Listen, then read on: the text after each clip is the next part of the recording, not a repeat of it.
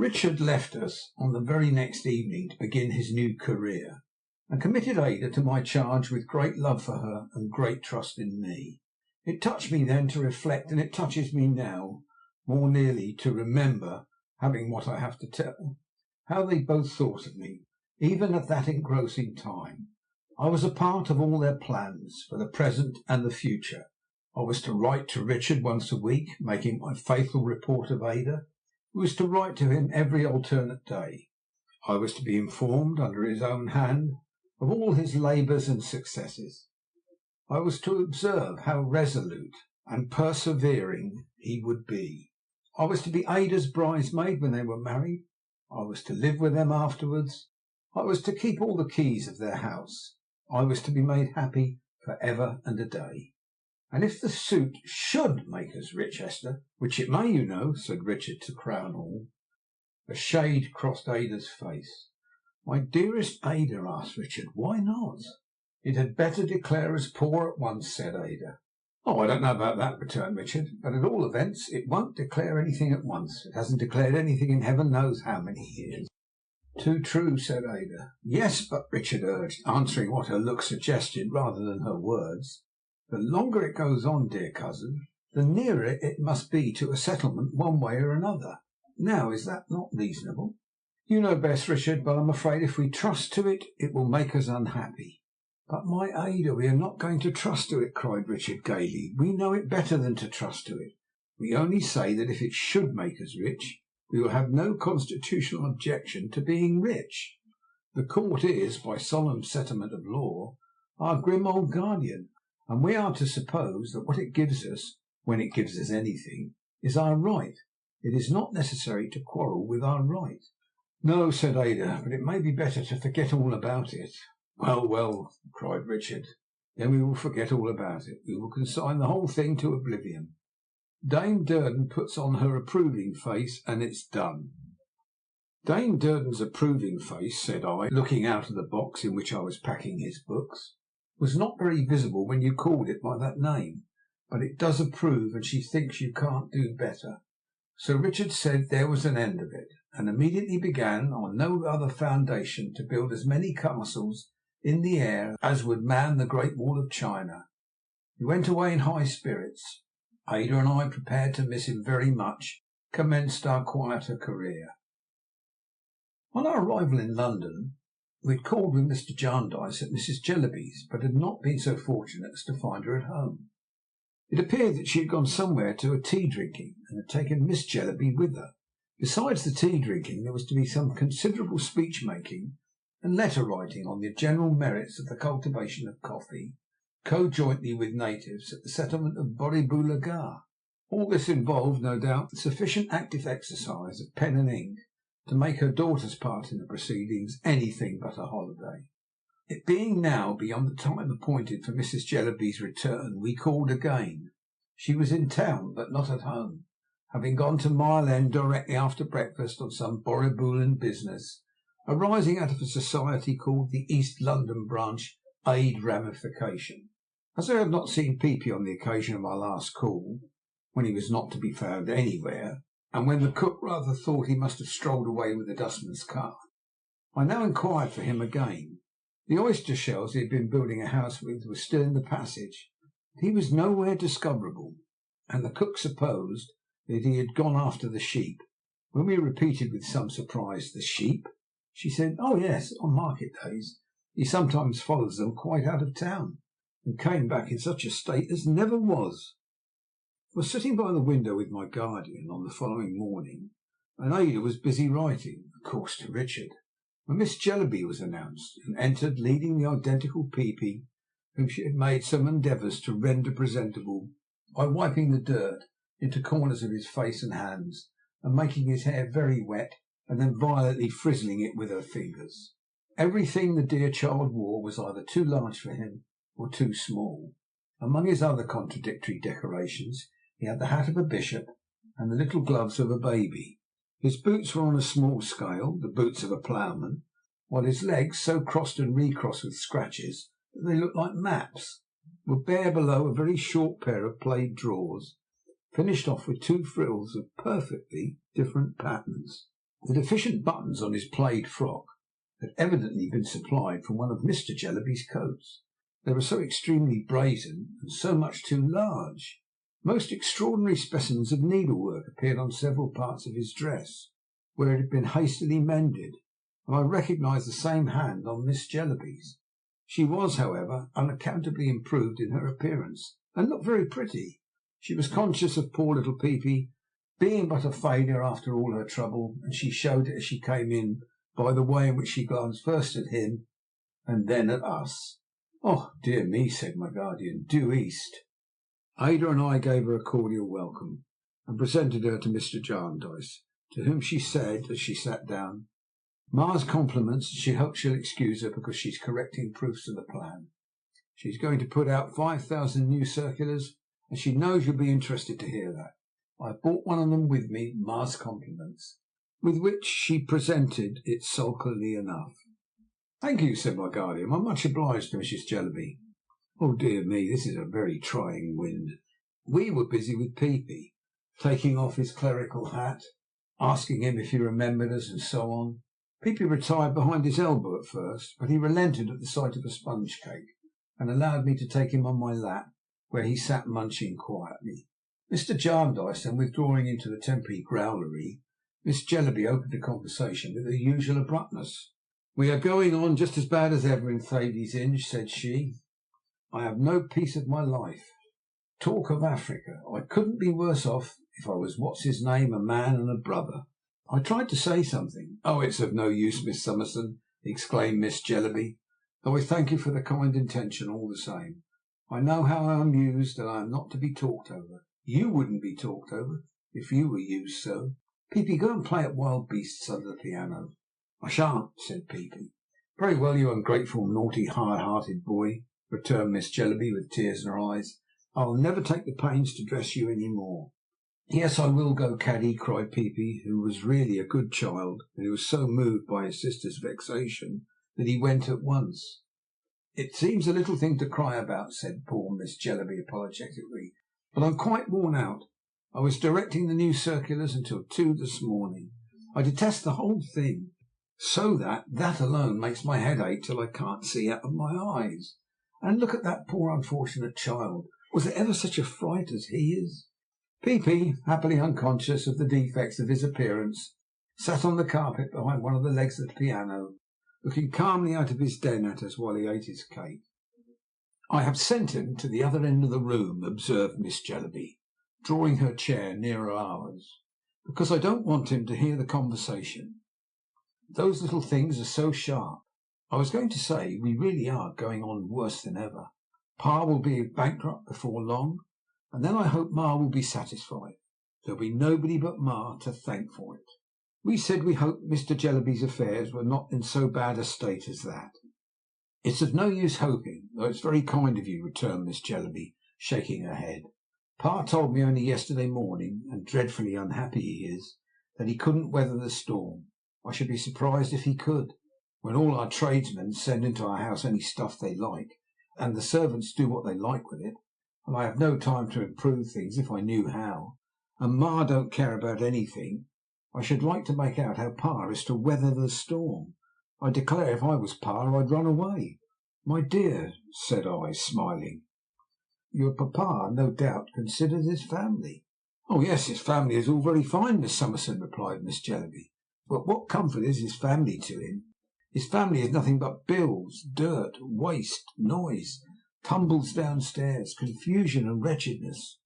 His scrambling home from week's end to week's end is like one great washing day, only nothing's washed."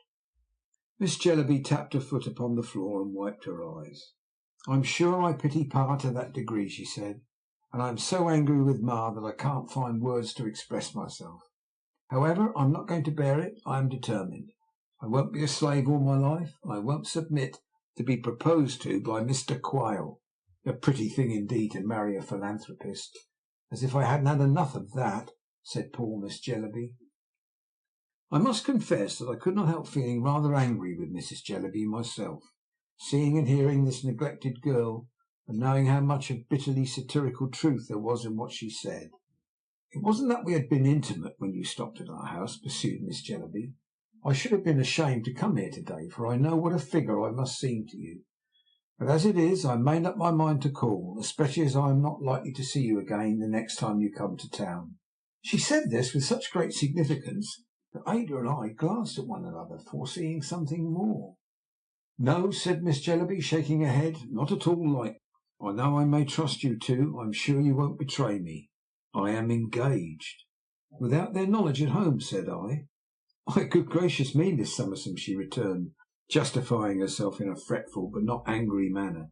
"How can it be otherwise? You know what Ma is, and I needn't make poor Pa miserable by telling him." "But would it not be adding to his unhappiness to marry without his knowledge or consent, my dear?" said I. "No," said Miss Jellyby, softening. "I hope not. I should try to make him very happy and comfortable when he came to see me, and Peepy and the others should take it in turns to come and stay with me, and they should have some care taken of them then." There was a good deal of affection in poor Caddy. She softened more and more while saying this, and cried so much over the unwanted little home picture she had raised in her mind that Peepy in his cave under the piano was touched, and turned himself over on his back with loud lamentations. It was not until I had brought him to kiss his sister, and had restored him to his place on my lap, and had shown him that Caddy was laughing (she laughed expressly for the purpose), that we could recall his peace of mind. Even then it was for some time conditional on his taking us in turns by the chin, and smoothing our faces all over with his hand. At last his spirits were not equal to the piano. We put him on a chair to look out of the window, and Miss Jellyby, holding him by one leg, resumed her confidence. "It began in your coming to our house," she said. "We naturally asked how. I was so awkward," she replied, "that I made up my mind to be improved in that respect at all events, and to learn to dance. I told Ma that I was ashamed of myself, and I must be taught to dance. Ma looked at me in that provoking way of hers, as if I wasn't in sight, but I was quite determined to be taught to dance, so I went to Mr. Turveydrop's academy in Newman Street." "And it was there, my dear," I began. "Yes, it was there," said Caddy, "and I am engaged to Mr. Turveydrop. There are two Mr. Turveydrops, father and son, and my Mr. Turveydrop is the son, of course. I only wish I had been better brought up, and was likely to make him a better wife, for I am very fond of him." "I'm sorry to hear this," said I must confess. "I don't know why you should be sorry," she retorted, a little anxiously, "but I am engaged to Mr. Turveydrop, whether or no, and he is very fond of me. It's a secret as yet, even on his side, because old Mr. Turveydrop has a share in the connection, and it might break his heart, or give him some other shock, if he was told of it abruptly. Old Mr. Turveydrop is a very gentlemanly man indeed, very gentlemanly." "Does his wife know of it?" asked Ada. "Old Mr. Turveydrop's wife, Miss Clare," returned Miss Jellyby, opening her eyes. "There's no such person. He's a widower." We were interrupted by Peepy, whose leg had undergone so much on account of his sister's unconsciously jerking it like a bell rope whenever she was emphatic, that the afflicted child now bemoaned his sufferings with a very low-spirited noise. As he appealed to me for compassion, and I was only a listener, I undertook to hold him. Miss Jellyby proceeded, after begging Peepy's pardon, with a kiss, and assuring him that she hadn't meant to do it. "That's the state of the case," said Caddy. "If I ever blame myself, I still think it's Ma's fault. We are to be married whenever we can, and then I shall go back to Pa at the office and write to Ma. It won't much agitate Ma. I'm only pen and ink to her. One great comfort is," said Caddy with a sob, "that I shall never hear of Africa after I am married. Young Mr. Turveydrop hates it for my sake, and if old Mr. Turveydrop knows there is such a place, it's as much as he does." "It was he who was very gentlemanly, I think," said I. "Very gentlemanly indeed," said Caddy. "He is celebrated almost everywhere for his deportment." "Does he teach?" asked Ada. "No, he don't teach anything in particular," replied Caddy, "but his deportment is beautiful." Caddy went on to say, with considerable hesitation and reluctance, that there was one more thing she wished us to know, and felt we ought to know, and which she hoped would not offend us.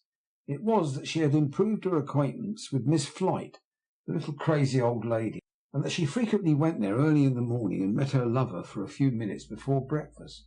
Only for a few minutes, "I go there at other times," said Caddy, "but Prince does not come then. Young Mr. Turveydrop's name is Prince. I wish it wasn't, because it sounds like a dog. But of course he didn't christen himself. Old Mr. Turveydrop had him christened Prince in remembrance of the Prince Regent. Old Mr. Turveydrop adored the Prince Regent on account of his deportment. I hope you won't think it the worse for me having made these little appointments at Miss Flite's, where I first went with you, because I like the poor thing for her own sake, and I believe she likes me. If you could see young Mr. Turveydrop, I am sure you would think well of him. At least, I am sure you couldn't possibly think any ill of him. I'm going there now for my lesson. I could ask you to go with me, Miss Summerson, but if you would," said Caddy, who had said all this earnestly and tremblingly, "I should be very glad, very glad." It happened that we had arranged with my guardian to go to Miss Flite's that day. We had told him of our former visit, and our account had interested him, but something had always happened to prevent our going there again. As I trusted that I might have sufficient influence with Miss Jellyby to prevent her taking any very rash step, if I fully accepted the confidence she was so willing to place in me, poor girl, I proposed that she, I, and Peepy should go to the academy, and afterwards meet my guardian and Ada at Miss Flite's, whose name I now learnt for the first time. This was on condition that Miss Jellyby and Peepy should come back with us to dinner, the last article of the agreement being joyfully acceded to by both. We smartened Peepy up a little with the assistance of a few pins, some soap and water, and a hairbrush, and went out, bending our steps towards Newman Street, which was very near. I found the academy established in a sufficiently dingy house at the corner of an archway, with busts in all the staircase windows. In the same house there were also established, as I gathered from the plates on the door, a drawing master, a coal merchant, who was certainly no room for his coals, and a lithographic artist. On the plate, which in size and situation took precedence of all the rest, I read Mr. Turveydrop. The door was open, and the hall was blocked up by a grand piano, a harp, and several other musical instruments in cases, all in progress of removal, and all looking rakish in the daylight. Miss Jellyby informed me that the academy had been lent last night for a concert.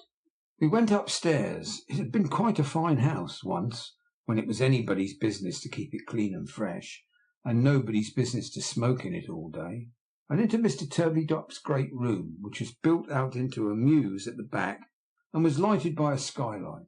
It was a bare, resounding room, smelling of stables, with cane forms along the walls, and the walls ornamented at regular intervals with painted lyres and little cut-glass branches for candles, which seemed to be shedding their old-fashioned drops, as other branches might shed autumn leaves. Several young lady pupils, ranging from 13 or 14 years of age to 2 or 23, were assembled, and I was looking among them for their instructor, when Caddy, pinching my arm, repeated the ceremony of introduction. Miss Summerson, Mr. Prince Turveydrop. I curtsied to a little blue-eyed, fair man of youthful appearance, with flaxen hair parted in the middle and curling at the ends round his head. He had a fiddle, which we used to call at school a kit, under his left arm, and its little bow in the same hand. His little dancing shoes were particularly diminutive, and he had an innocent, feminine manner, which not only appealed to me in an amiable way, but made this singular effect upon me, that I received the impression that he was like his mother, and that his mother had not been much considered or well used. "I am very happy to see Miss Jellyby's friend," he said, bowing low to me. I began to fear, with timid tenderness, as it was past the usual time, that Miss Jellyby was not coming. "I beg you will have the goodness to attribute that to me, who have detained her, and to receive my excuses, sir," said I. "Oh dear," said he. "And I pray," I entreated, "do not allow me to be the cause of any more delay." With that apology I withdrew to a seat between Peepy, who, being well used to it, had already climbed into a corner place, and an old lady of a censorious countenance, whose 2 nieces were in the class, and who was very indignant with Peepy's boots. Prince Turveydrop then tinkled the strings of his kit with his fingers, and the young ladies stood up to dance. Just then there appeared from a side door old Mr. Turveydrop, in the full lustre of his deportment. He was a fat old gentleman, with a false complexion, false teeth, false whiskers, and a wig. He had a fur collar, he had a padded breast to his coat, which only wanted a star or a broad blue ribbon to be complete. He was pinched in and swelled out, and got up and strapped down as much as he could possibly bear. He had such a neckcloth on, puffing his very eyes out of their natural shape, and his chin and even his ears so sunk into it, that it seemed as though he must inevitably double up if it were cast loose.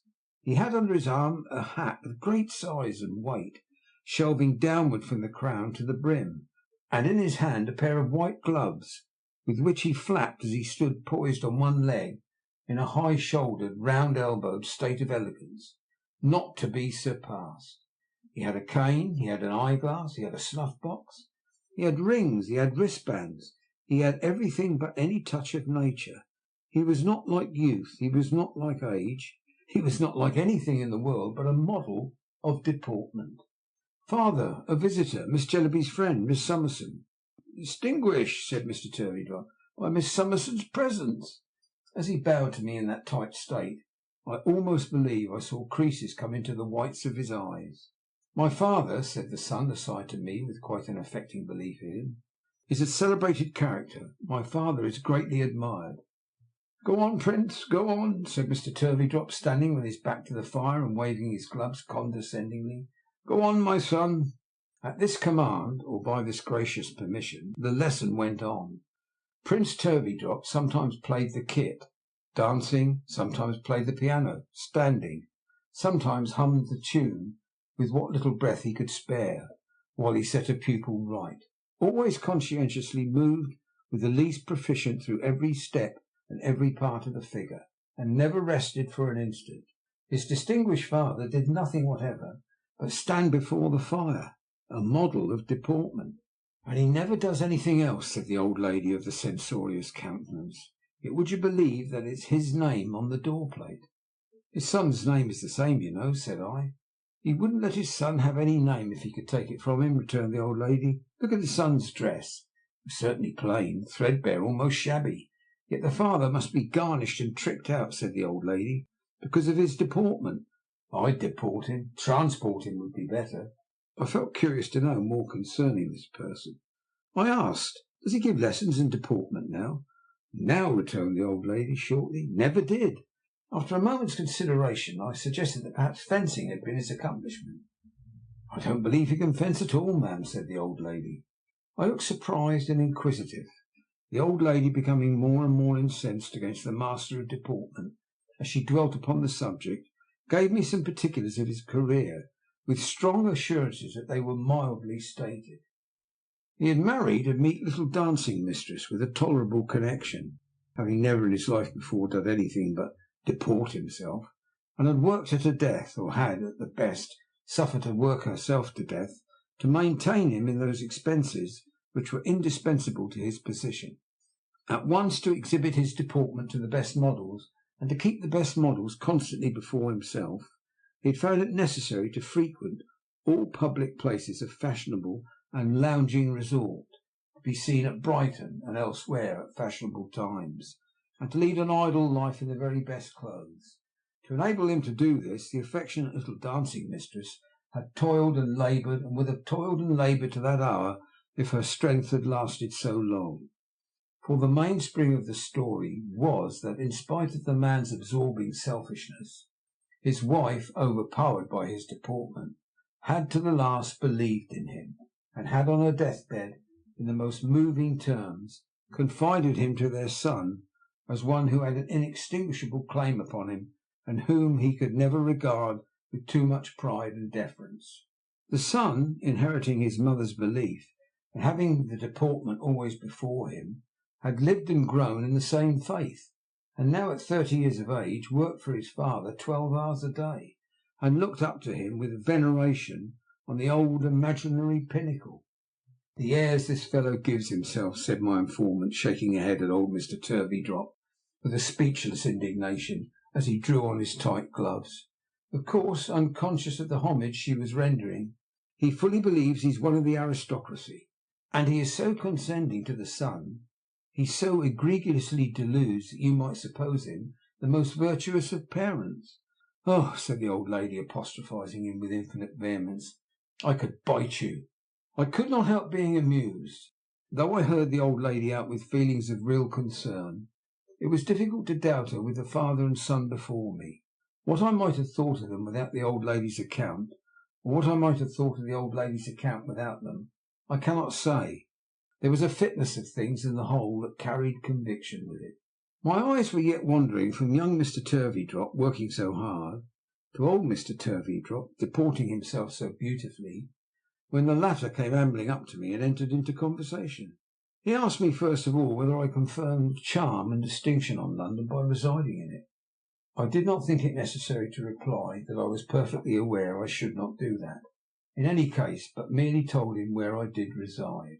"A lady so graceful and accomplished," he said, kissing his right glove, and afterwards extending it towards the pupils, "will look leniently on the deficiencies here. We do our best to polish, polish, polish."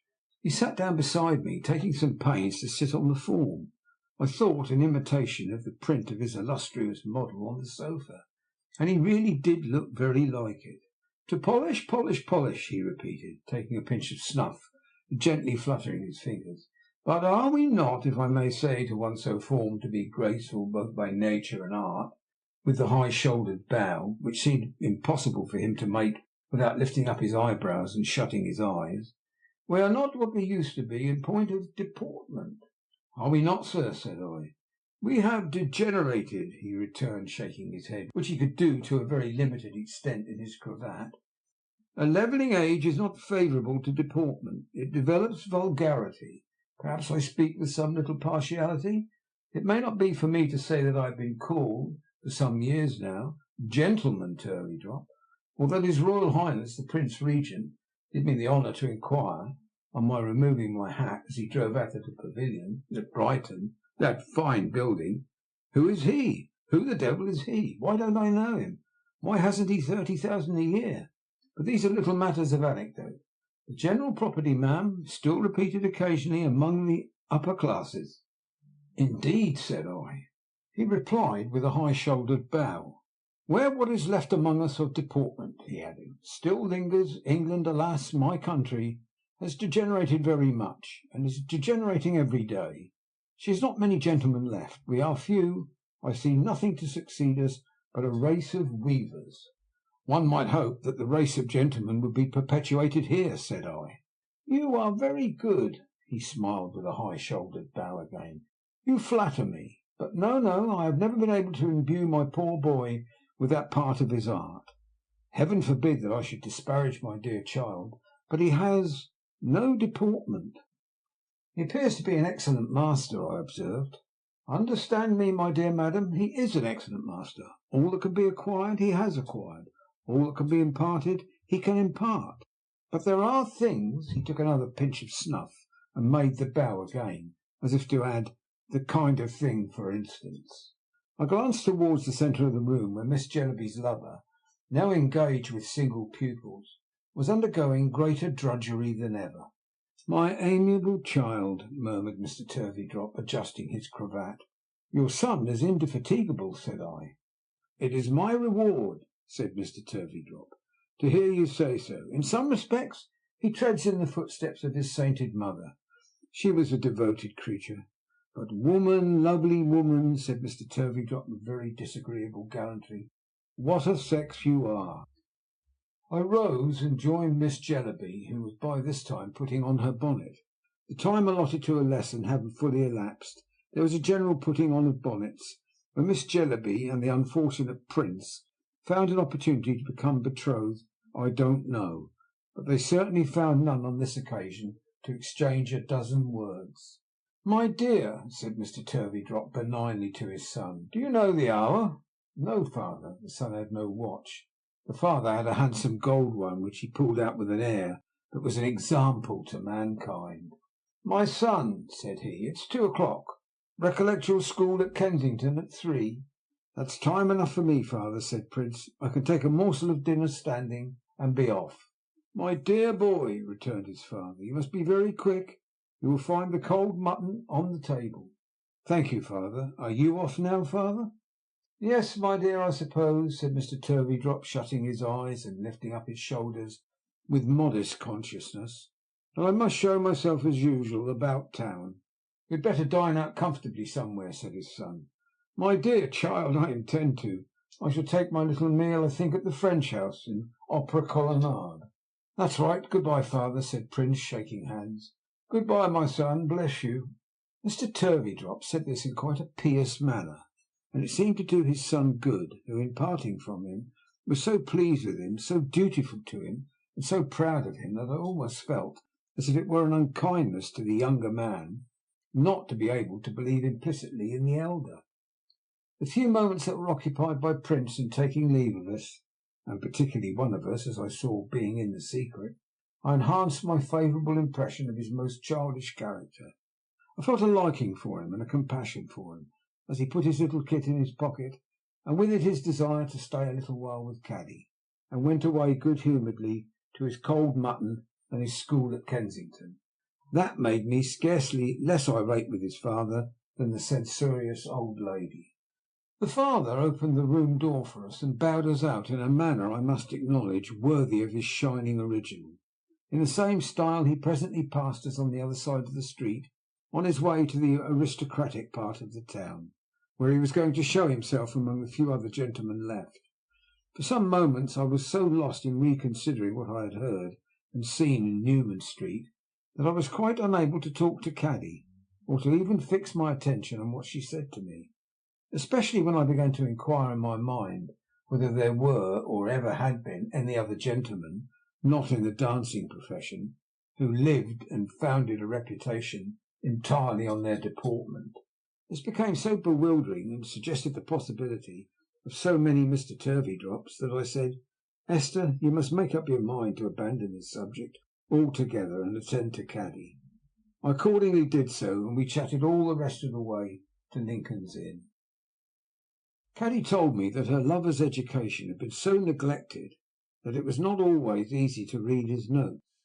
She said, if he were not so anxious about his spelling, and took less pains to make it clear, he would do better. But he put in so many unnecessary letters into short words that they sometimes quite lost their English appearance. "He does it with the best intention," observed Caddy, "but it hasn't the effect he means, poor fellow."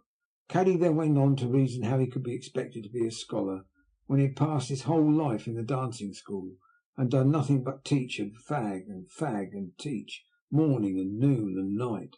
And what did it matter? She could write letters enough for both, as she knew at her cost. It was far better for him to be amiable than learned. "Besides, it is not as if I was an accomplished girl who had any right to give herself airs," said Caddy. "I know little enough, I'm sure, thanks to Ma." "There's another thing I want to tell you now we're alone," continued Caddy, "which I should not have liked to mention unless you'd seen Prince, Miss Summerson.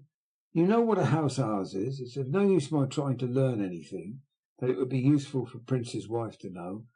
In our house we live in such a state of muddle that it's impossible, and I have only been more disheartened whenever I have tried. So I get a little practice with, who do you think? Poor Miss Flite. Early in the morning I help her to tidy her room and clean her birds, and I make her a cup of coffee for her. Of course she taught me, and I have learnt to make it so well that Prince says it's the very best coffee he ever tasted, and would quite delight old Mr. Turveydrop, who is very particular indeed about his coffee.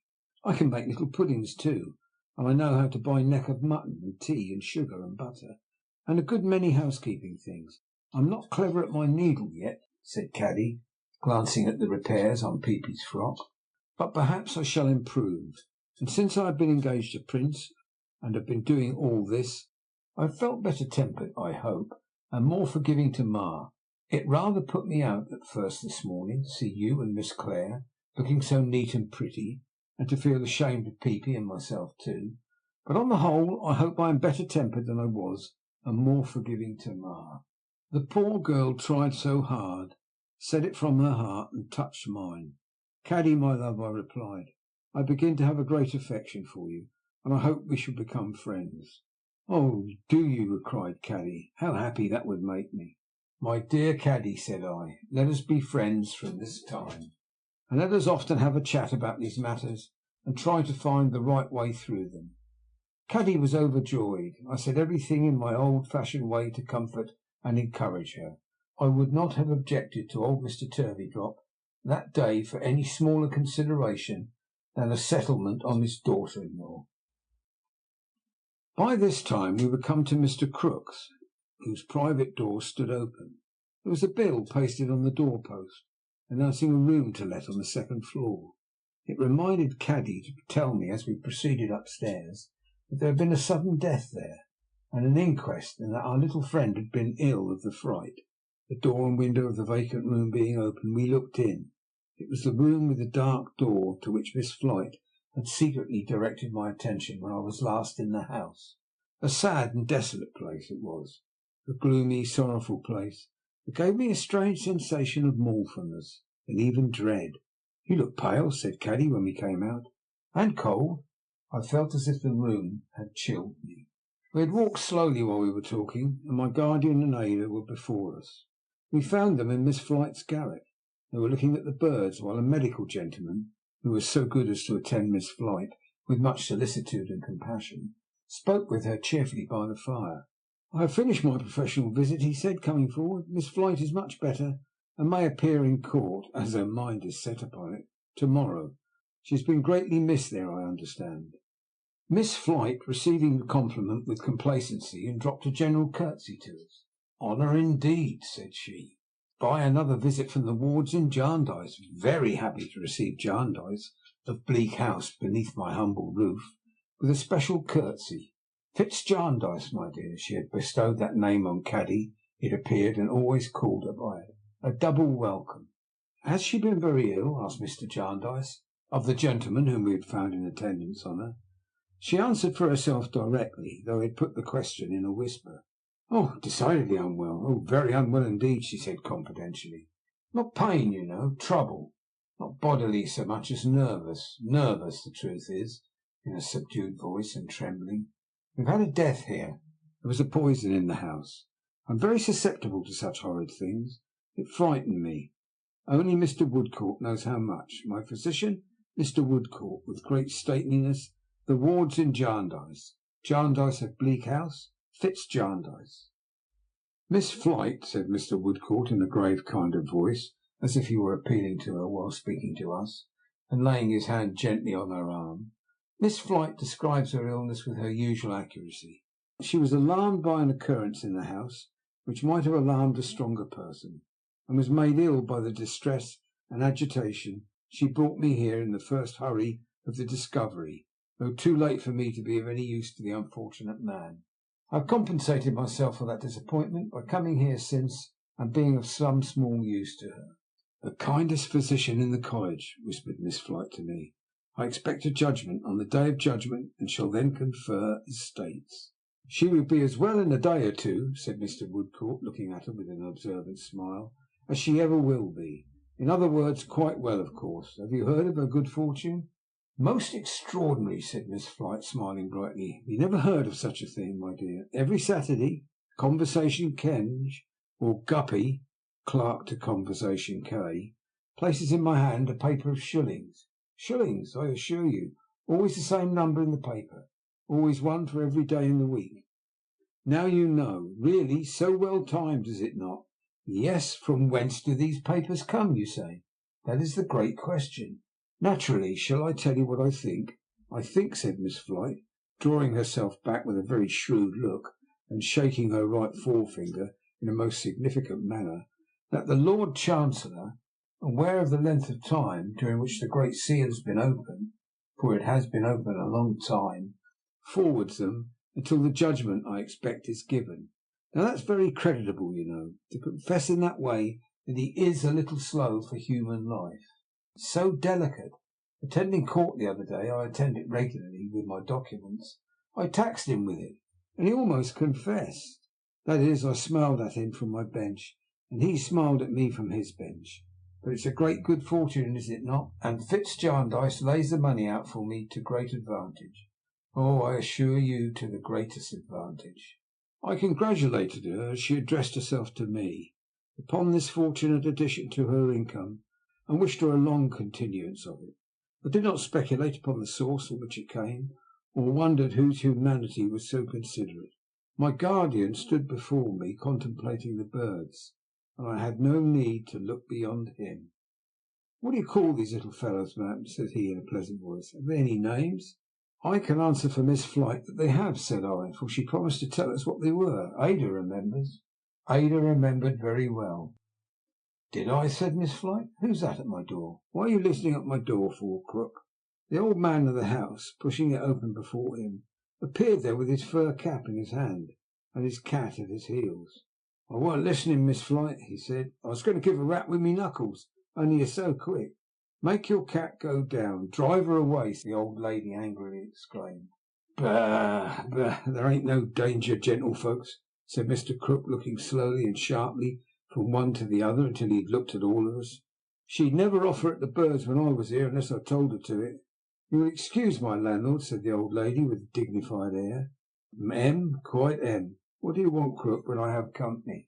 "Hey," said the old man, "you know I am the Chancellor." "Well," returned Miss Flite, "what of that?" "For the Chancellor," said the old man with a chuckle, "not to be acquainted with a Jarndyce is queer, ain't it, Miss Flite? Mightn't I take the liberty, your servant, sir? I know Jarndyce and Jarndyce almost as well as you do, sir. I knowed old Squire Tom, sir. I never, to my knowledge, see you afore, though, not even in court. Yet I go there a mortal sight of times in the course of the year, taking one day with another." "I never go there," said Mr. Jarndyce, which he never did on any consideration. "I would sooner go somewhere else." "Would you, though?" returned Crook, grinning. "You're bearing hard upon my noble and learned brother in your meaning, sir, though perhaps it is but natural in a Jarndyce." "The burnt child, sir." "What, you're looking at my lodger's birds, Mr. Jarndyce?" The old man had come by little and little into the room, until he now touched my guardian with his elbow, and looked close up into his face with his bespectacled eyes. "It's one of her strange ways that she'll never tell the names of these birds until she can help it, though she named 'em all." This was in a whisper. "Shall I run them over, Flite?" he asked aloud, winking at us and pointing at her as she turned away, affecting to sweep the grate. "If you like," she answered hurriedly. The old man, looking up at the cages after another look at us, went through the list. "Hope, joy, youth, peace, rest, life, dust, ashes, waste, want, ruin, despair, madness, death, cunning, folly, words, wigs, rags, sheepskin, plunder, precedent, jargon, gammon, and spinach. That's the whole collection," said the old man, "all cooped up together by my noble and learned brother." "This is a bitter wind," murmured my guardian. "When my noble and learned brother gives his judgment, they're to be let go free," said Crook, winking at us again.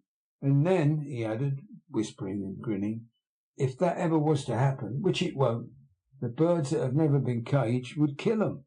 "If ever the wind was in the east," said my guardian, pretending to look out of the window for a weathercock, "I think it's there to-day." We found it very difficult to get away from the house. It was not Miss Flite who detained us. She was as reasonable a little creature in consulting the convenience of others as there possibly could be. It was Mr. Crook. He seemed unable to detach himself from Mr. Jarndyce. If he had been linked to him, he could hardly have attended him more closely. He proposed to show us his Court of Chancery and all the strange medley it contained. During the whole of our inspection, prolonged by himself, he kept close to Mr. Jarndyce, and sometimes detained him under one pretence or another until we passed on, as if he were tormented by an inclination to enter upon some great subject which he could not make up his mind to approach.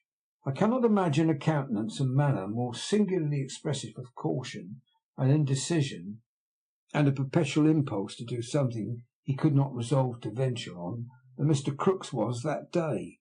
His watchfulness of my guardian was incessant. He rarely removed his eyes from his face. If he went on beside him, he observed him with the slyness of an old white fox. If he went before, he looked back. When we stood still, he got opposite to him, and drawing his hand across his open mouth with a curious expression of a sense of power, and turning up his eyes and lowering his grey eyebrows until they appeared to be shut, seemed to scan every lineament of his face. At last, having been, always attended by the cat, all over the house, and having seen the whole stock of miscellaneous lumber, which was certainly curious, we came into the back part of the shop. Here, on the head of an empty barrel, stood an end, were an ink bottle, some old stumps of pens, some dirty playbills, and against the wall were pasted several large printed alphabets in plain hands. "What are you doing here?" asked my guardian. "Trying to learn myself to read and write," said Crook. "And how do you get on?" "Slow, bad," returned the old man impatiently. "It's hard at my time of life." "It would be easier to be taught by someone," said my guardian. "Yes, aye, but they might teach me wrong," returned the old man with a wonderfully suspicious flash of his eye. "I don't know what I may have lost by not being learned afore. I wouldn't like to lose anything by being learned wrong now." "Wrong?" said my guardian with his good-humoured smile. "Who do you suppose would teach you wrong?" "I don't know, Mr. Jarndyce of Bleak House," replied the old man, turning up his spectacles on his forehead and rubbing his hands. "I don't suppose anybody as would, but I'd rather trust my own self than another." These answers and his manner were strange enough to cause my guardian to inquire of Mr. Woodcourt, as we all walked across Lincoln's Inn together, whether Mr. Crook were really, as his lodger represented him, deranged. The young surgeon replied no, he had seen no reason to think so. He was exceedingly distrustful, as ignorance usually was, and he was always more or less under the influence of raw gin, of which he drank great quantities, and of which he and his back shop, as we might have observed, smelt strongly, but he did not think him mad as yet. On our way home I so conciliated Peepy's affections by buying him a windmill and 2 flour sacks that he would suffer nobody else to take off his hat and gloves, and would sit nowhere at dinner but at my side. Caddy sat upon the other side of me, next to Ada, to whom we imparted the whole history of the engagement as soon as we got back. We made much of Caddy and Peepy too, and Caddy brightened exceedingly, and my guardian was as merry as we were, and we were all very happy indeed, until Caddy went home at night in a hackney coach, with Peepy fast asleep, but holding tight to the windmill. I have forgotten to mention, at least I have not mentioned, that Mr. Woodcourt was the same dark young surgeon whom we had met at Mr. Badger's, or that Mr. Jarndyce invited him to dinner that day, or that he came, or that when they were all gone, and I said to Ada, "Now, my darling, let us have a little talk about Richard," Ada laughed and said, I don't think that it matters what my darling said. She was always merry. Chapter 15. Bell Yard.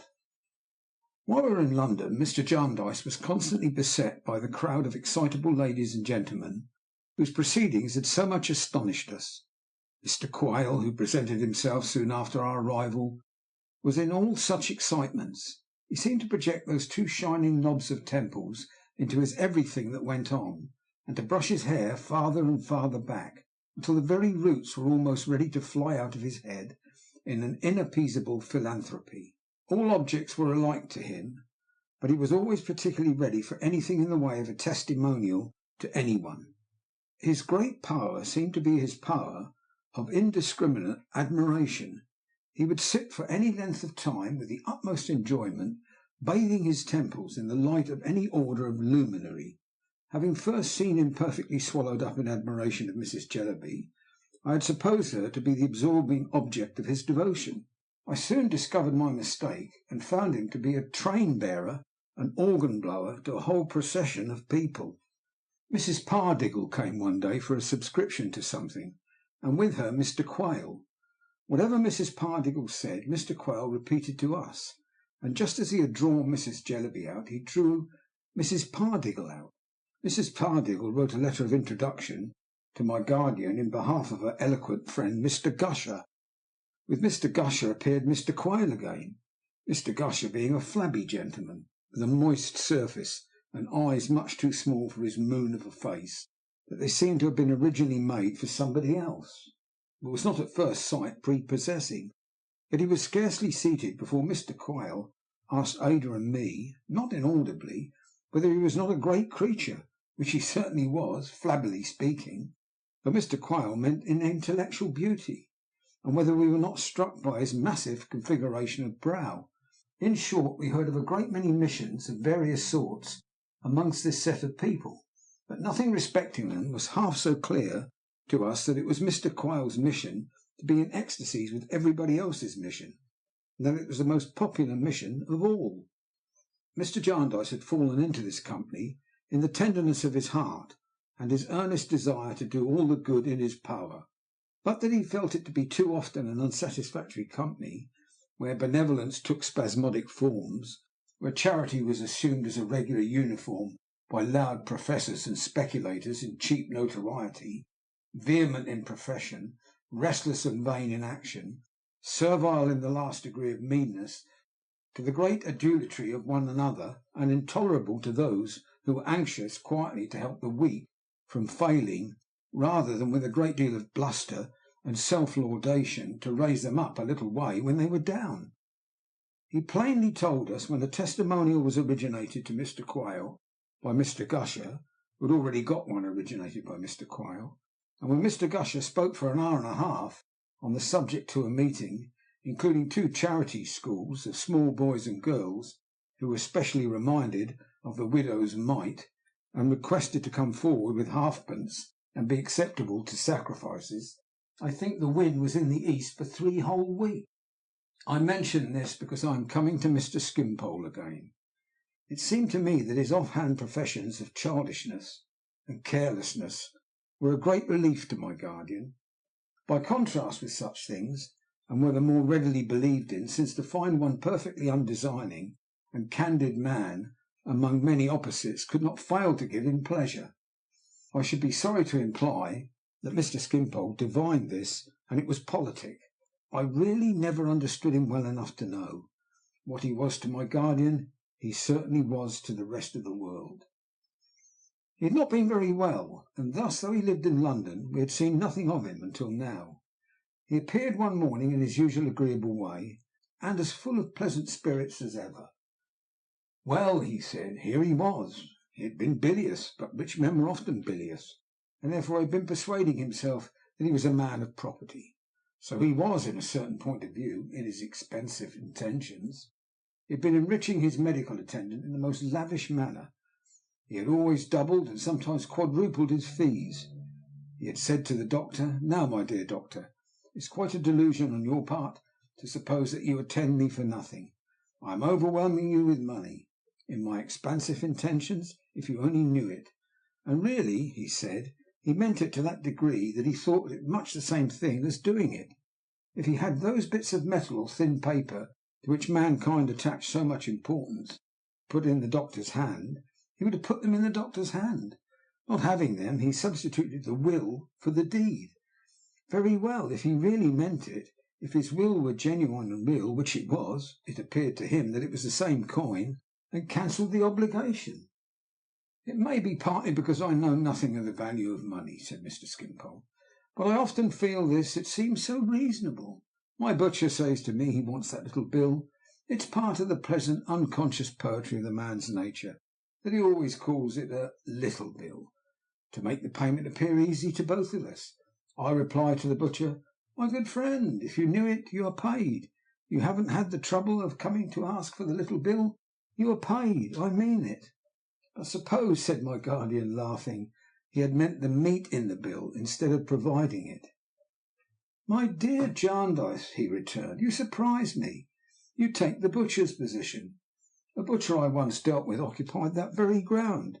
Says he, 'Sir, why did you eat spring lamb at 18 pence a pound?' 'Why did I eat spring lamb at 18 pence a pound, my honest friend?' said I, naturally amazed by the question. 'I like spring lamb.' This was so far convincing. 'Well, sir,' says he, 'I wish I had meant the lamb as you mean the money.' 'My good fellow,' said I, 'pray let us reason like intellectual beings. How could that be? It was impossible. You had got the lamb, and I have not got the money. You couldn't really mean the lamb without sending it, whereas I can and do really mean the money without paying it.' He had not a word. There was an end of the subject."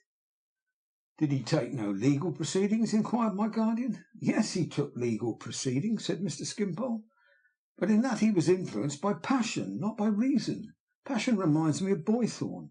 He writes me that you and the ladies have promised him a short visit at his bachelor house in Lincolnshire." "He's a great favourite with my girls," said Mr. Jarndyce, "and I have promised for them." "Nature forgot to shade him off, I think," observed Mr. Skimpole to Ada and me. "A little too boisterous, like the sea; a little too vehement, like a bull who has made up his mind to consider every colour scarlet. but I grant a sledge-hammering sort of merit in him. I should have been surprised if those two could have thought very highly of one another. Mr. Boythorn attaching so much importance to many things, and Mr. Skimpole caring so little for anything, besides which I had noticed Mr. Boythorn more than once in the point of breaking out into some strong opinion when Mr. Skimpole was referred to. Of course I merely joined Ada in saying that we had been greatly pleased with him. "He has invited me," said Mr. Skimpole, "and if a child may trust himself in such hands, which the present child is encouraged to do, with the united tenderness of two angels to guard him, I shall go. He proposes to frank me down and back again. I suppose it will cost money, shillings perhaps, or pounds, or something of that sort. By the by, Coavinses, you remember our friend Coavinses, Miss Summerson?" He asked me as the subject arose in his mind, in his graceful, light-hearted manner, and without the least embarrassment. "Oh yes," said I. "Coavinses has been arrested by the great bailiff," said Mr. Skimpole. "He will never do violence to the sunshine any more." It quite shocked me to hear it, for I had already recalled with anything but serious association the image of the man sitting on the sofa that night wiping his head. "His successor informed me of it yesterday," said Mr. Skimpole. "His successor is in my house now. In possession, I think he calls it. He came yesterday on my blue-eyed daughter's birthday. I put it to him. This is unreasonable and inconvenient. If you had a blue-eyed daughter, wouldn't you like me to come uninvited on her birthday?" But he stayed. Mr. Skimpole laughed at the pleasant absurdity, and lightly touched the piano by which he was seated. "And he told me," he said, playing little chords where I shall put full stops, "the Coavinses had left 3 children, no mother, and that Coavins's profession being unpopular, the rising Coavinses were at a considerable disadvantage." Mr. Jarndyce got up, rubbing his head, and began to walk about. Mr. Skimpole played the melody of one of Ada's favourite songs. Ada and I both looked at Mr. Jarndyce, thinking that we knew what was passing in his mind.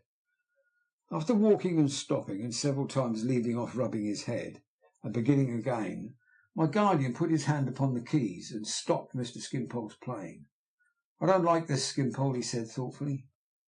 Mr. Skimpole, who had quite forgotten the subject, looked up surprised. "The man was necessary," pursued my guardian, walking backward and forward in the very short space between the piano and the end of the room, and rubbing his hair up from the back of his head, as if a high east wind had blown it into that form.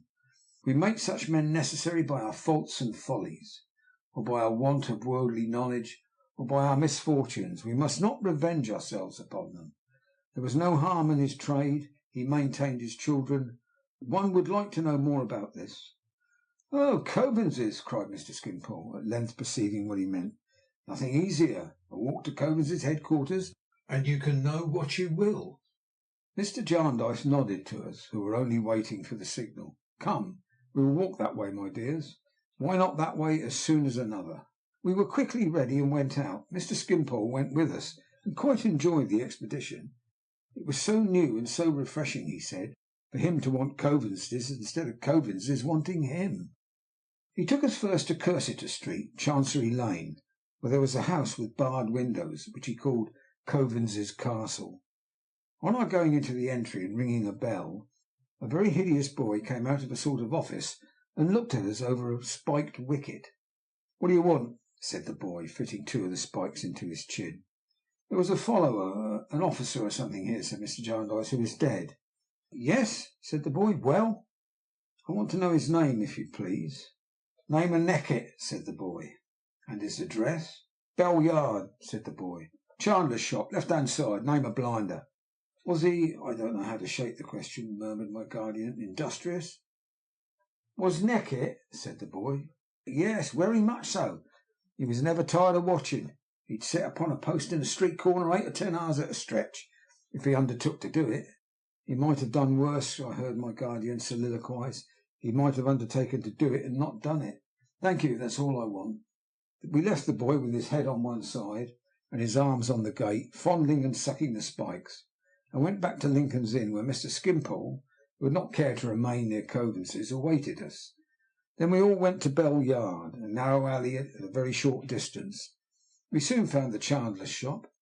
In it was a good-natured looking old woman with a dropsy or an asthma, or perhaps both. Neckett's children, she said in reply to my inquiry. Yes, surely, miss. 3 pair. 3 pair, if you please. Door right opposite the stairs. And she handed me the key across the counter. I glanced at the key and glanced at her, but she took it for granted that I knew what to do with it, as it could only be intended for the children's door. I came out without asking any more questions, and led the way up the dark stairs. We went as quietly as we could, but 4 of us made some noise on the aged boards, and when we came to the second story, we found we had disturbed a man who was standing there looking out of his room. "Is it Gridley that's wanted?" he said, fixing his eyes upon me with an angry stare. "No, sir," said I. "I'm going higher up." He looked at Ada, and at Mr. Jarndyce, and at Mr. Skimpole, fixing the same angry stare on each in succession as they passed and followed me. Mr. Jarndyce gave him good day. "Good day," he said, abruptly and fiercely. He was a tall, sallow man with a careworn head, on which but a little hair remained, a deeply lined face, and prominent eyes. He had a combative look, and a chafing, irritable manner, which, associated with his figure, still large and powerful, though evidently in its decline, rather alarmed me. He had a pen in his hand, and in the glimpse I caught of his room in passing, I saw that it was covered with a litter of papers. Leaving him standing there, we went up to the top room. I tapped at the door, and a shrill little voice inside said, "We are locked in. Mrs. Blinder's got the key." I applied the key on hearing this, and opened the door. In a poor room with a sloping ceiling, and containing very little furniture, was a mite of a boy, some 5 or 6 years old, nursing and hushing a heavy child of 18 months. There was no fire, though the weather was cold. Both children were wrapped in some poor shawls and tippets as a substitute. Their clothing was not so warm, however, but that their noses looked red and pinched, and their small figures shrunken, as the boy walked up and down, nursing and hushing the child with its head on his shoulder. "Who has locked you up here alone?" we naturally asked. "Charlie," said the boy, standing still to gaze at us. "Is Charlie your brother?" "No, she's my sister, Charlotte. Father called her Charlie." "Are there any more of you besides Charlie?" "Me," said the boy, "and Emma," patting the limp bonnet of the child he was nursing, "and Charlie." "Where's Charlie now?" "Out a washing," said the boy, beginning to walk up and down again, and taking the nankeen bonnet much too near the bedstead by trying to gaze at us at the same time. We were looking at one another and at these 2 children when there came into the room a very little girl, childish in figure, but shrewd and older looking in the face. Pretty face, too, wearing a womanly sort of bonnet, much too large for her, and drying her bare arms on a womanly sort of apron. Her fingers were white and wrinkled with washing, and the soap suds were yet smoking, which she wiped off her arms. But for this she might have been a child playing at washing, and imitating a poor working woman with a quick observation of the truth. She had come running from some place in the neighbourhood, and had made all the haste she could. Consequently, though she was very light, she was out of breath and could not speak at first, as she stood panting and wiping her arms and looking quietly at us. "Oh, here's Charlie," said the boy. The child he was nursing stretched forth its arms and cried out to be taken by Charlie. The little girl took it in a womanly sort of manner, belonging to the apron and the bonnet, and stood looking at us over the burden that clung to her most affectionately. "Is it possible," whispered my guardian as we put a chair for the little creature and got her to sit down with her load, the boy keeping close to her, holding her apron, "that this child works for the rest? Look at this, for God's sake, look at this!" It was a thing to look at. The 3 children close together, and 2 of them relying solely on the third, and the third so young, and yet with an air of age and steadiness that sat so strangely on the childish figure. "Charlie, Charlie," said my guardian, "how old are you?" "Over 13, sir," replied the child. "Oh, what a great age," said my guardian, "what a great age, Charlie." I cannot describe the tenderness with which he spoke to her, half playfully, yet all the more compassionately and mournfully. "And do you live alone here with these babies, Charlie?" said my guardian. "Yes, sir," returned the child, looking up into his face with perfect confidence, "since father died." "And how do you live, Charlie?" "Oh, Charlie," said my guardian, turning his face away for a moment, "how do you live?" "Since father died, sir, I've gone out to work. I'm out washing to-day." "God help you, Charlie," said my guardian. "You're not tall enough to reach the tub." "In pattens I am, sir," she said quickly. "I've got a high pair as belonged to mother." "And when did mother die? Poor mother!" "Mother died just after Emma was born," said the child, glancing at the face upon her bosom. "Then father said I was to be as good a mother to her as I could, so I tried, and so I worked at home and did cleaning and nursing and washing for a long time before I began to go out. And that's how I know how, don't you see, sir?" "And do you often go out?" "As often as I can," said Charlie, opening her eyes and smiling, "because of earning sixpences and shillings." "And do you always lock the babies up when you go out?" "To keep them safe, sir, don't you see," said Charlie. "Mrs. Blinder comes up now and then, and Mr. Gridley comes up sometimes, and perhaps I can run in sometimes, and they can play, you know. And Tom ain't afraid of being locked up, are you, Tom?" "No," said Tom stoutly. "When it comes on dark, the lamps are lighted down in the court, and they show up here quite bright, almost quite bright. Don't they, Tom?" "Yes, Charlie, almost quite bright." "Then he's as good as gold," said the little creature. "Oh, in such a motherly, womanly way. And when Emma's tired, he puts her to bed, and when he's tired, he goes to bed himself. When I come home and light the candle and has a bit of supper, he sits up again and has it with me. Don't you, Tom?" "Oh, yes, Charlie," said Tom, "that I do." And either in this glimpse of the great pleasure of his life, or in gratitude and love for Charlie, who was all in all to him, he laid his face among the scanty folds of her frock and passed from laughing into crying. It was the first time since our entry that a tear had been shed among these children. The little orphan girl had spoken of their father and their mother as if all that sorrow were subdued by the necessity of taking courage, and by her childish importance in being able to work, and by her bustling, busy way. But now when Tom cried, although she sat quite tranquil, looking quietly at us, and did not by any movement disturb a hair of the head of either of her little charges, I saw two silent tears fall down her face. I stood at the window with Ada, pretending to look at the housetops, and the blackened stack of chimneys, and the poor plants, and the birds in little cages belonging to neighbours, when I found that Mrs. Blinder from the shop below had come in. Perhaps it had taken her all this time to get up the stairs, and was talking to my guardian. "It's not much to forgive 'em the rent, sir," she said. "Who could take it from them?" "Well, well," said my guardian to us two, "it's enough that the time will come when this good woman will find that it was much, and forasmuch as she did it unto the least of this child," he added after a few moments. "Could she possibly continue this?" "Really, sir, I think she might," said Mrs. Blinder, getting her heavy breath by painful degrees. "She's as handy as it's possible to be, bless you, sir. The way she tended them two children after their mother died was the talk of the yard. It was a wonder to see her with him after he was took ill. It really was. 'Mrs. Blinder,' he said to me the very last he spoke. He was lying there. 'Mrs. Blinder, whatever my calling may have been, I see an angel sitting in this room last night along with my child, and I trust her to our Father.'" "He had no other calling?" asked my guardian. "No, sir," returned Mrs. Blinder. "He was nothing but a follower's. When he came to lodge here, I don't know what he was. I confess that when I found out, I gave him notice. It wasn't liked in the yard, wasn't approved by the other lodgers. It's not a genteel calling," said Mrs. Blinder, "and most people do object to it. Mr. Gridley objected to it very strong, and he is a good lodger, though his temper has been hard tried." "So you gave him notice?" said my guardian. "So I gave him notice," said Mrs. Blinder. "But really when the time came I knew no other ill of him. I was in doubts. He was punctual and diligent, and did what he had to do, sir," said Mrs. Blinder, unconsciously fixing Mr. Skimpole with her eye. "And it's something in this world even to do that." "So you kept him after all?" "Why, I said that if he could arrange with Mr. Gridley I would arrange it with the other lodgers, and should not so much mind it being liked or disliked in the yard.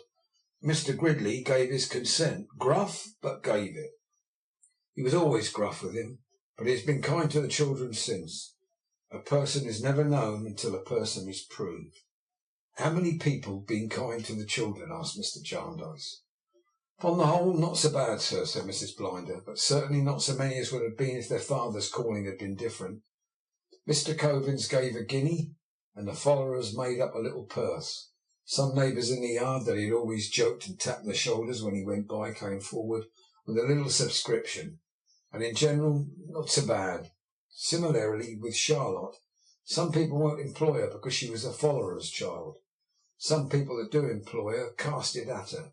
Some make a merit of having her to work for them, with that all her drawbacks upon her, and perhaps pay her less and put upon her more, But she's patienter than others would be, and she's clever too, always willing, always to the full mark of her strength and over.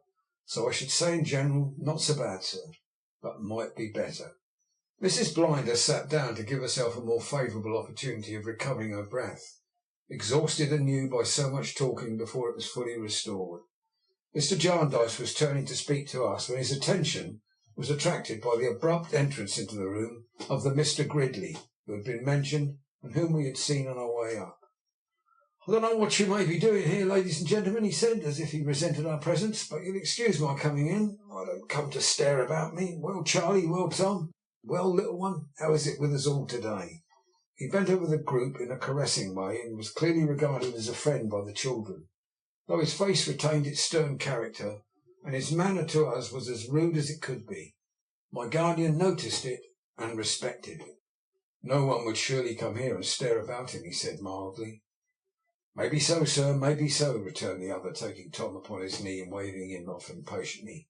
"I don't want to argue with the ladies and gentlemen. I've had enough of arguing to last one man his life." "You have sufficient reason, I dare say," said Mr. Jarndyce, "for being chafed and irritated." "There again," exclaimed the man, becoming violently angry. "I am of a quarrelsome temper. I am irascible. I am not polite." "Not very, I think." "Sir," said Gridley, putting down the child and going up to him as if he meant to strike him, "do you know anything of courts of equity?" "Perhaps I do, to my sorrow." "To your sorrow," said the man, pausing in his wrath. "If so, I beg your pardon. I'm not polite, I know. I beg your pardon, sir," with renewed violence. "I've been dragged for 25 years over burning iron, and have lost the habit of treading upon velvet. Go to the Court of Chancery yonder and ask what is one of the standing jokes that brighten up their business sometimes, and they will tell you that the best joke they have is the man from Shropshire. I," he said, beating one hand on the other passionately, "am the man from Shropshire. I believe I and my family have also had the honour of furnishing some entertainment in the same grave place," said my guardian composedly. "You may have heard my name, Jarndyce." "Mr. Jarndyce," said Gridley with a rough sort of salutation, "you bear your wrongs more quietly than I can bear mine. More than that, I tell you, and I tell this gentleman and these young ladies, if they are friends of yours, that if I took my wrongs in any other way I should be driven mad. It is only by resenting them, and by revenging them in my mind, and by angrily demanding the justice I never get, that I am able to keep my wits together. It's only that," he said, speaking in a homely, rustic way, and with great vehemence. "You may tell me that I over-excite myself. I answer that it's in my nature to do it under wrong, and I must do it. There's nothing between doing it and sinking into the smiling state of the poor little madwoman that haunts the court. If I was once to sit down under it, I should become imbecile." The passion and heat in which he was, and the manner in which his face worked, and the violent gestures with which he accompanied what he said, were most painful to see. "Mr. Jarndyce," he said, "consider my case. As true as there is a heaven above us, this is my case. I'm one of 2 brothers. My father, a farmer, made a will and left his farm and stock and so forth to my mother for her life. After my mother's death, all was to come to me except a legacy of £300. But I was then to pay my brother. My mother died. My brother, some time afterwards, claimed his legacy. I and some of my relations said that he had a part of it already in a board and lodging, and some other things. Now mind, that was the question and nothing else. No one disputed a will, no one disputed anything. But whether a part of that £300 had been already paid or not, to settle that question, my brother filing a bill, I was obliged to go into this accursed chancery. I was forced there because the law forced me, and would let me go nowhere else. 17 people were made defendants to that simple suit. It first came on after 2 years. It was then stopped for another 2 years, while the master, may his head rot off, inquired whether I was my father's son, about which there was no dispute at all with any mortal creature. He then found out there were not defendants enough. Remember, there are only 17 as yet, but that we must have another who had been left out, and must begin all over again. The costs at that time, before the thing was begun, were 3 times the legacy. My brother would have given up the legacy, and joyful to escape more costs. My whole estate left to me in that will of my father's has gone in costs. The suit, still undecided, has fallen into rack and ruin and despair, with everything else, and here I stand this day. Now, Mr. Jarndyce, in your suit there are thousands and thousands involved. In mine there are hundreds. Is mine less hard to bear, or is it harder to bear, when my whole living was in it, and has been thus shamefully sucked away?" Mr. Jarndyce said that he condoled with him with all his heart, and that he set up no monopoly himself in being unjustly treated by this monstrous system. "There again," said Mr. Gridley, with no diminution of his rage. "The system, I am told on all hands, is the system. I mustn't look to individuals. It's the system. I mustn't go into court and say, 'My lord, I beg to know this from you. Is this right or wrong? Have you the face to tell me I have received justice and therefore am dismissed?' My lord knows nothing of it. He sits there to administer the system.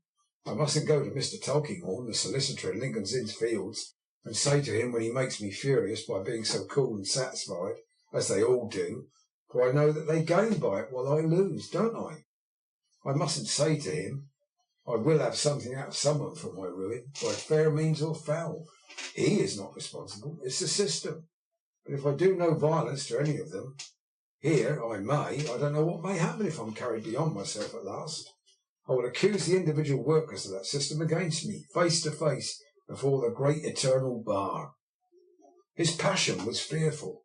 I could not have believed in such a rage without seeing it. "I have done," he said, sitting down and wiping his face. "Mr. Jarndyce, I have done. I am violent, I know. I ought to know it. I've been in prison for contempt of court. I've been in prison for threatening the solicitor. I have been in this trouble and that trouble, and shall be again. I am the man from Shropshire, and I sometimes go beyond amusing them, though they have found it amusing too to see me committed into custody and brought up in custody and all that. It would be better for me, they tell me, if I restrained myself. I tell them if I did restrain myself I should become imbecile. I was a good enough tempered man once, I believe. People in my part of the country say they remember me so. But now I must have this vent under my sense of injury, or nothing could hold my wits together. It would be far better for you, Mr. Gridley, the Lord Chancellor told me last week, not to waste your time here, and to stay usefully employed down in Shropshire." My lord, I know it would," said I to him, "and it would have been far better for me never to have heard the name of your high office. But unhappily for me I can't undo the past, and the past drives me here. Besides," he added, breaking fiercely out, "I'll shame them to the last. I'll show myself in that court to its shame. If I knew when I was going to die, and could be carried there, and had a voice to speak with, I would die there, saying, 'You have brought me here and sent me from here many, many a time. Now send me out feet foremost.'" His countenance had, perhaps for years, become so set in its contentious expression that it did not soften even now when he was quiet. "I came to take these babies down to my room for an hour," he said, going to him again, "and let them play about. I didn't mean to say all this, but it don't much signify. You're not afraid of me, Tom, are you?" "No," said Tom. "You ain't angry with me?" "You are right, my child. You are going back, Charlie, eh? Come on, little one." He took the youngest child on his arm, when he was willing enough to be carried. "I shouldn't wonder if we found a gingerbread soldier downstairs. Let's go and look for him." He made his former rough salutation, which was not deficient of a certain respect, to Mr. Jarndyce, and bowing slightly to us, went downstairs to his room. Upon that Mr. Skimpole began to talk, for the first time since our arrival, in his usual gay strain. He said, well, it wasn't really very pleasant to see how things lazily adapted themselves to purposes. Here was this Mr. Gridley, a man of robust will and surprising energy, intellectually speaking, a sort of inharmonious blacksmith, and he could easily imagine that there Gridley was, years ago, wandering about in life for something to expend his superfluous combativeness upon. A sort of young love among the thorns, when the Court of Chancery came in his way, accommodated him with the exact thing he wanted. There they were, matched ever afterwards. Otherwise he might have been a great general, blowing up all sorts of towns, or he might have been a great politician, dealing in all sorts of parliamentary rhetoric. But as it was, he and the Court of Chancery had fallen upon each other in the pleasantest way, and nobody was much the worse. And Gridley was, so to speak, from that half provided for. And look at Coavinses. How delightfully poor Coavinses, father of these charming children, illustrated the same principle. He, Mr. Skimpole himself, had sometimes repined at the existence of Coavinses. He had found Coavinses in his way. He could have dispensed with Coavinses. There had been times when he had been a sultan, and his Grand Vizier had said one morning, what does the commander of the faithful require at the hands of his slave? He might have even gone so far as to reply, the head of Coavinses. But what turned out to be the case, that all that time he had been giving employment to a most deserving man, and he had been a benefactor to Coavinses, that he had actually been enabling Coavinses to bring up these charming children in this agreeable way, developing these social virtues, insomuch that his heart just now swelled and the tears had come to his eyes when he looked around the room and thought I was the great patron of Coavinses, and his little comforts were my work. There was something so captivating in his light way of touching these fantastic strings, and he was such a mirthful child by the side of the graver childhood we had seen, that he made my guardian smile, even as he turned towards us from a little private talk with Mrs. Blinder. We kissed Charlie and took her downstairs with us, and stopped outside the house to see her run away to her work. I don't know where she was going, but we saw her run, such a little creature in a womanly bonnet and apron, through a covered way at the bottom of the court, and melt into the city's strife, and sound like a dewdrop in an ocean.